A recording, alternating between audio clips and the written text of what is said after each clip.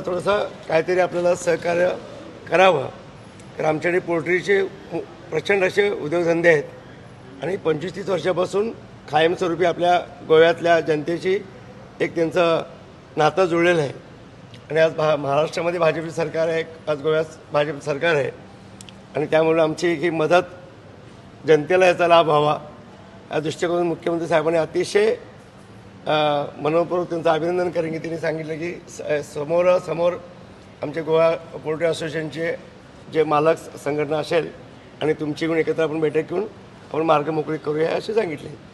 जो गोव्याचे कायदे कानून आमच्या पोल्ट्रीधारकांना मान्य करून त्यांच्या नियमानुसार आपल्या गाडीचे काय व्यवस्था असेल, गाडी अडचण ते आपण कुठल्याही तुमच्या शट्टीचा भंग होता कामा नये या हिशोबाने त्यांनी मला सांगितलं आणि आम्ही व्यवस्थित पालन करू.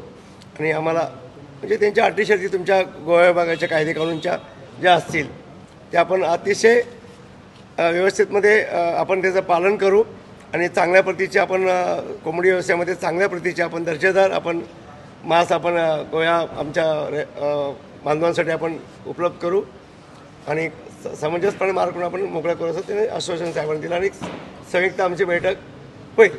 पण हे का असा हा इश्यू झाला आहे? तुम्हाला काही शॉर्टेज पण झालेली नाही काय शॉर्टेज झालं की काय कोंबड्या त्यांचं साहेबांचं म्हणणं होतं की कोंबडी इथं आल्यानंतर तो जो कचरा असतो ते कचऱ्याचा विल्हेवाट आम्ही कसं लावायचं त्यासाठी आपल्याला त्याची पण काळजी घ्यायला लागेल. त्यांनी ते सक्तीने आणि एकदम सख्तपणे सांगितले आदेश दिलेत की याच्यामध्ये एकदम कठोर पालन करायला लागेल कारण त्या कचऱ्याचा हा विषय खूप गांभीर्याने आपला मुख्यमंत्री साहेबांनी घेतलेला आहे.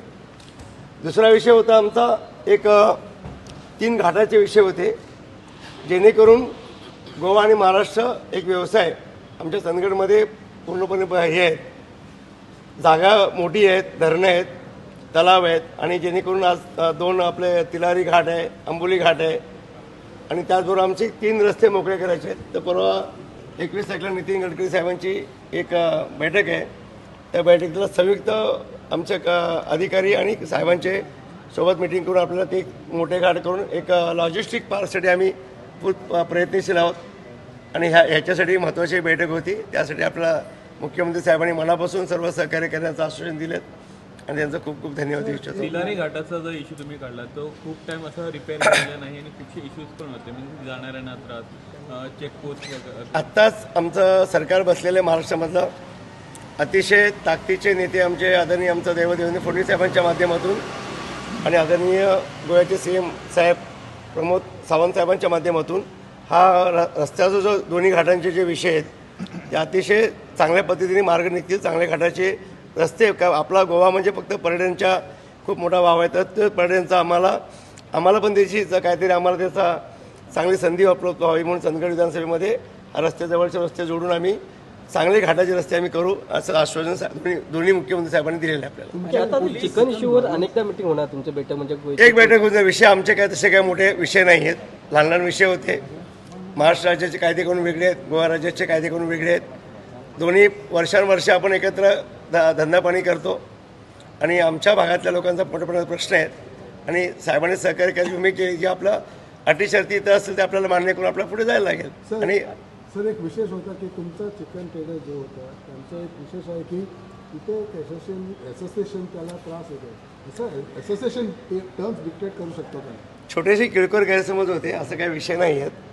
आपण दोघं पण एक भावासारखी आपले नाते आहेत आणि आपण ते पुढे दोन एक छोट्याशा गैरसमजून पुढे जायचे आहेत.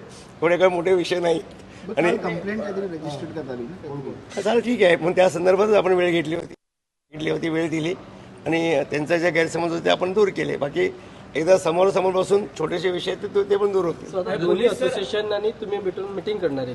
हां मिटिंग तारीख नाही समोर गव्हर्नमेंट असोसिएशन नाही म्हणजे गोवा पोल्ट्री असोसिएशन आणि महाराष्ट्र पोल्ट्री असोसिएशन जे आमच्या जिल्ह्याचे असतील त्यांच्या दोन्ही बैठकीमधून काहीतरी मेन ते विषय असा होता की बाबा चिकन आपण भागातून येते कारण तिचा कचरा विल्हेवाट कशी लावायची त्या संदर्भात महत्त्वाचं पाऊल आदरणीय मुख्यमंत्री साहेबांनी निर्णय घेतील आणि तो निर्णय असेल तो आम्हाला मान्य असेल.